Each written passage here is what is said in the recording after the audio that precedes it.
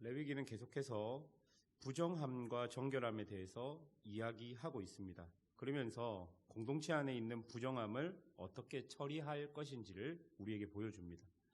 하나님께서는 제사를 통해서 기본적으로 우리 안에 있는 정함을 회복시키시고 때로는 공동체 밖으로 나가 부정함이 주는 고통의 시간을 우리에게 주시기도 하십니다.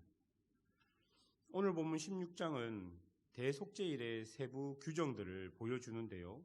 이날은 1년에 한 번 대제사장이 지성소에 들어가 하나님과 대면하여 민족의 부정함, 즉 죄의 문제를 어떻게 처리할 수 있는지를 우리에게 보여주고 있습니다. 먼저 우리가 살펴볼 것은 부정할 수밖에 없는 인간의 연약함입니다. 11절을 보십시오. 아론은 자기를 위한 속죄제의 수송아지를 들이되 자기와 집안을 위하여 속죄하고 자기를 위한 그 속죄제 수송아지를 잡고. 속죄일 행사가 시작되면 제일 먼저 하는 일은 아론과 그의 집안을 위해서 속죄제를 드리는 것이었습니다. 우리가 알다시피 아론은 대제사장이었습니다.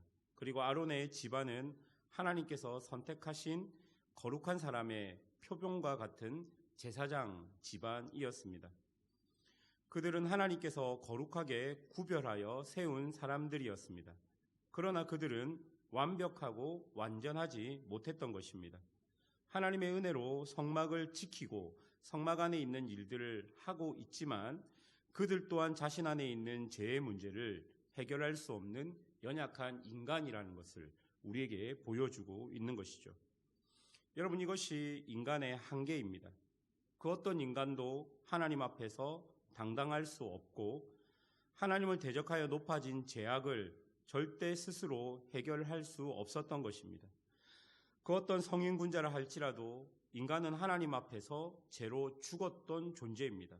하나님의 은혜 없이는 결코 살 수 없는 존재임을 우리에게 보여주고 있는 것입니다. 속죄일이 시작하면서 제일 먼저 보여주는 것은 하나님께 선택받은, 그리고 인간의 편에서 보면 위대한 모습으로 보였던 대제사장이 하나님 앞에 속죄하는 것입니다.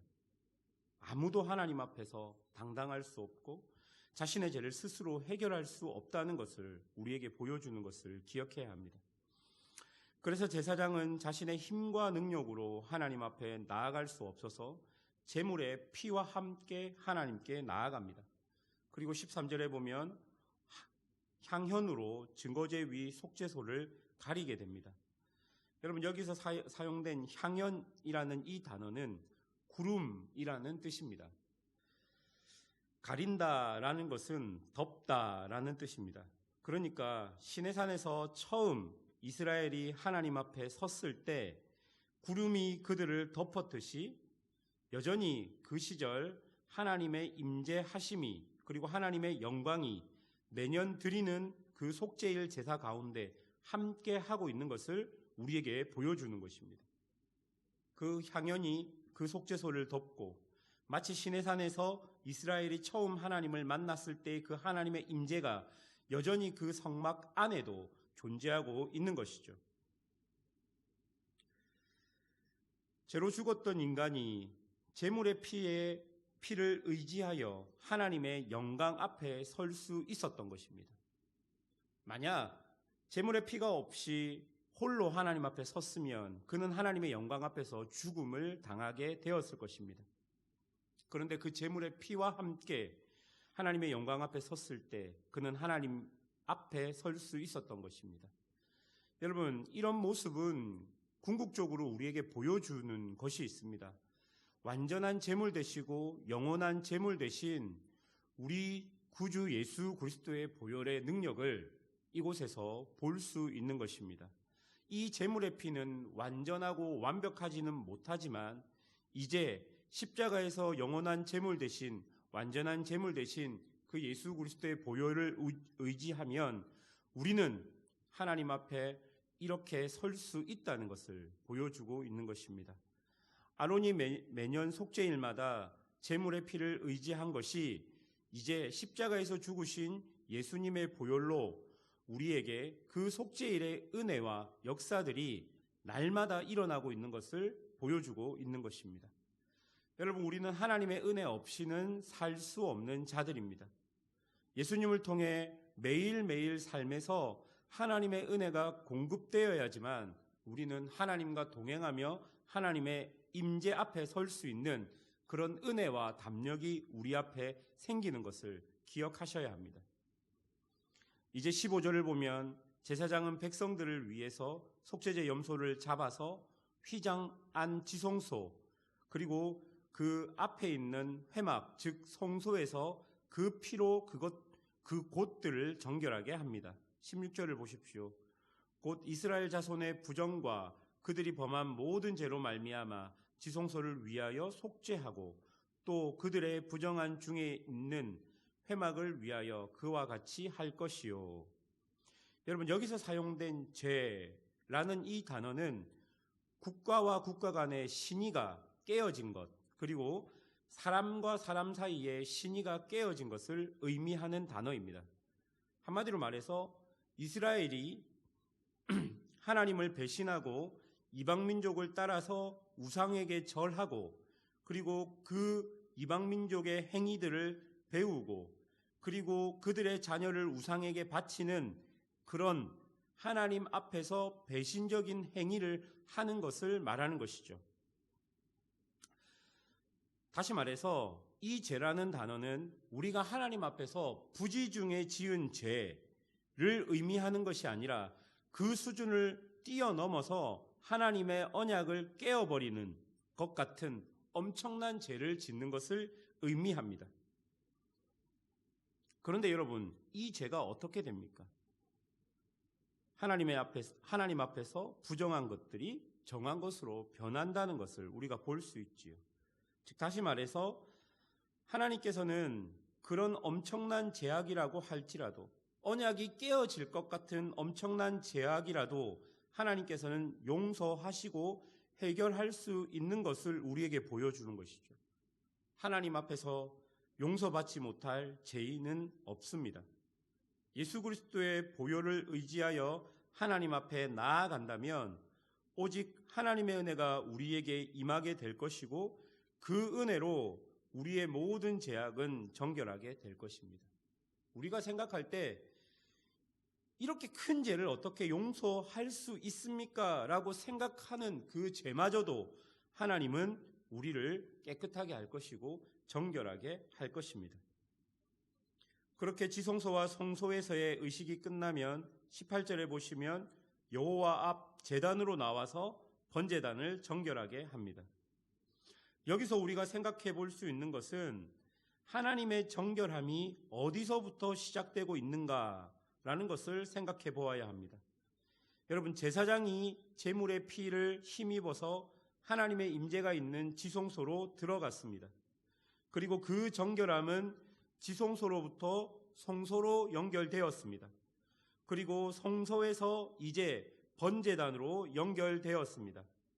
그리고 이런 속죄 제사가 마치면 아사셀 염소에게 이스라엘 자손의 모든 불의와 그 범한 모든 죄를 전가하여 다시 돌아올 수 없는 광야로 보내게 됩니다. 그리고 다시는 그 죄가 그 이스라엘 진중으로 돌아올 수 없도록 합니다. 그러니까 하나님의 거룩은 하나님의 임재의 상징인 지성소로부터 시작되는 것을 우리가 알 수 있고 그 지성소로부터 점점점 멀어지면 거룩함과 멀어지는 것을 우리가 볼 수 있는 것입니다. 에스겔 마지막 부분에 보면 보좌로부터 생명의 물이 나와서 무너졌던 곳에 다 그곳들을 다시 소생케 하는 것을 우리에게 보여줍니다. 즉 하나님으로부터 흘러나온 신령하고 은혜로운 그 생명의 물이 온 땅을 적셔서 곳곳이 거룩해지고 아름다워지는 것입니다. 그럼 신약을 사는 우리에게는 하나님의 임재의 장소가 있는 지성소가 어디이겠습니까? 고린도전서 3장 16절에서 17절은 이렇게 이야기합니다. 너희는 너희가 하나님의 성전인 것과 하나님의 성령이 너희 안에 계시는 것을 알지 못하느냐라고 이야기합니다. 우리가 예수님을 우리 구주로 고백했다면 성령께서 내주하여서 우리 자체가 하나님의 임재가 있는 성전이 되는 것입니다. 즉 하나님의 거룩함이 우리 안에 계신 성령님을 통해서 흘러나오고 있는 것이죠. 그리고 이것이 내 삶 전반을 거룩하게 그리고 정결하게 만들어내는 것입니다. 쉽게 이야기해서 구약에서는 이스라엘 진중앙에 있는 성전, 더 자세하게 이야기해서 지성소, 더 자세하게 이야기해서 하나님의 임재가 있는 그 시은좌, 거기서부터 하나님의 거룩하심이 흘러나왔다면 이제는 신약을 사는 우리는 우리 안에 있는 성령으로 말미암아 우리가 있는 곳곳이 하나님의 임재와 하나님의 거룩이 나를 통해서 나타나고 드러나고 있는 것임을 우리가 알아야 하는 것입니다. 하나님께서는 성령을 통해서 우리와 동행하시겠다 이야기합니다. 그러면 하나님의 임재가 있는 장소는 예배당만 국한하는 것이 아니라 우리가 삶을 살아가고 있는 삶의 전체, 내가 있는 그곳이 바로 하나님의 영광과 거룩이 나타나는 곳임을 우리가 알아야 하는 것입니다. 죄로 죽었던 나를 예수님께서 귀한 보혈로 살리셨습니다. 또한 나를 통해 하나님의 영광과 거룩이 온 땅 위에 편만하게 흐를 수 있는 은혜를 우리에게 주셨습니다. 우리는 지금 그 은혜 속에 살아가고 있는 것임을 기억해야 합니다. 하나님께서는 우리 개인 각자에게 우리가 이 땅을 살아가면서 이루어야 할 하나님의 놀라운 뜻을 주셨습니다. 가정에서건 직장에서건 교회에서건 아니면 여러분 개인에게건 하나님께서는 여러분들에게 역할을 주셨고 위치를 주셨습니다. 여러분 그것이 은혜입니다. 그곳에서 내가 하나님과 동행하는 것, 그리고 나를 통해서 하나님의 뜻이 이루어지는 것, 여러분 바로 그것이 내 삶에서 속죄일이 날마다 일어나는 것과 동일한 것입니다. 이스라엘 사람들은 1년에 한 번 속죄일을 보냈다면 우리는 매일의 삶에서 그 속죄일을 통해 예수 그리스도께로부터 오는 그 거룩함이 날마다 우리 안에 회복되는 것이고, 그로 인해서 하나님의 영광이 나와 내가 살아가고 있는, 내가 밟고 있는 이 땅에 날마다 흘러나갈 수 있다는 것을 기억해야 하는 것입니다. 사랑하는 여러분, 우리는 그저 이 세상을 아무 의미 없이 살고 죽는 그런 사람들이 아닙니다. 하나님은 하나님의 놀라운 뜻과 계획 안에 우리를 이 땅에 보내셨고, 우리를 통해서 하나님의 그 놀라운 뜻과 계획을 이 땅에 보여주기를 원하시는 것입니다.